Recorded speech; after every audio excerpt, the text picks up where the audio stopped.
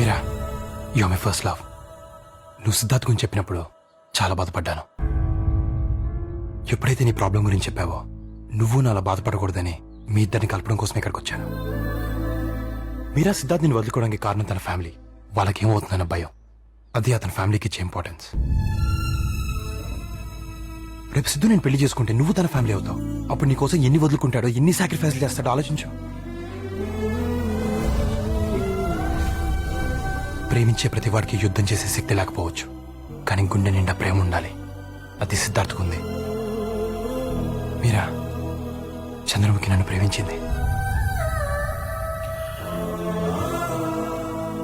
కానీ మన ప్రేమ గెలవాలని నీతో అబద్ధం చెప్పింది.